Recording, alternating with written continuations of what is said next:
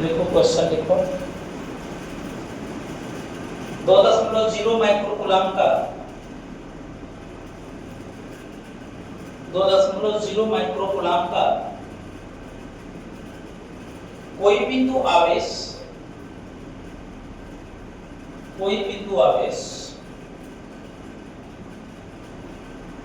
किसी किनारे पर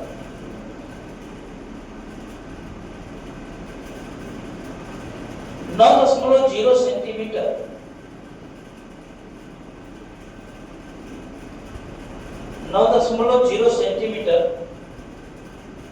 किनारे वाले किसी घनी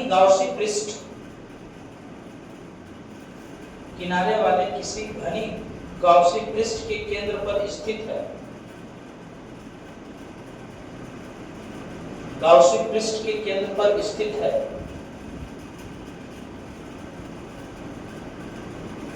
पृष्ठ से गुजरने वाला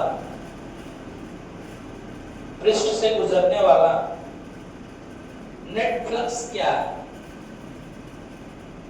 पृष्ठ से गुजरने वाला नेट फ्लक्स क्या है? यह क्वेश्चन को एक बार पढ़ो, खूब अच्छे से पढ़ो, इसके बाद उसका जवाब दो। नहीं आता है तो हम बताते हैं। खूब बढ़िया से पढ़ो क्वेश्चन को।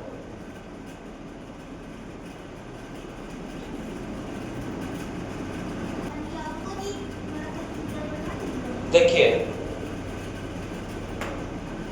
किसी घनी गाउसी पृष्ठ से गुजरने वाला, हमको क्वेश्चन में जो जो चीज दिया पहले उसको हम लोग नोट कर लेते हैं। बाबू देखो, हमको जो दिया है वो नोट कर लेंगे। क्या दिया है?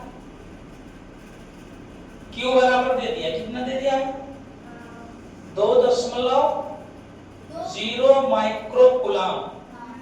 इसको कन्वर्ट कर लें तो ये क्या हो जाएगा? 2.0 गुणे 10 घाते -6 कूलम। ठीक है।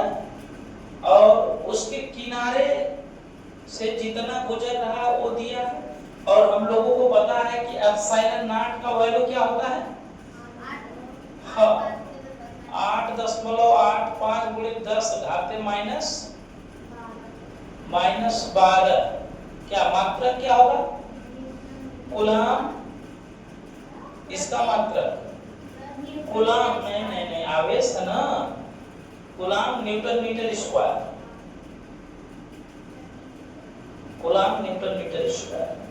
ओके। और हम लोग जानते हैं कि घनी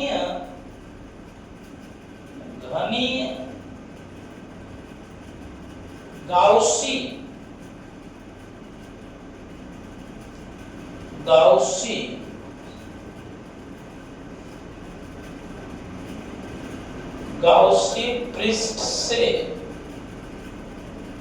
गुजरने वाला नेट फ्लक्स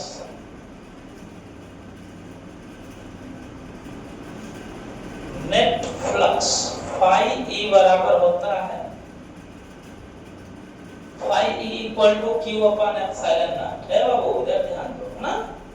तो Q का वैल्यू रख दें तो 2 × 0 × 10⁻⁻6 अपॉन 8.85 × 10⁻⁻। सॉल्व कर दें तो ये 2.0 × 10⁻⁻6, इसको ऊपर ट्रांसफर कर दें तो प्लस बटे 8.85। यहाँ पर ला दें, इसको सॉल्व कर दें तो ये हो जाएगा 2.0 × 10⁻+6 बटे 8.85 हो जाएगा। ये दशमलव हटा दें तो ऊपर नीचे 100 से गुणा भाग कर दें तो क्या आ गया? 2 गुणे 10 घाते 8 बटे 800। काट दीजिए, देखिए कितना आता है काटने के बाद। हाँ, लमसम 2.26 × 10⁻⁻ कितना?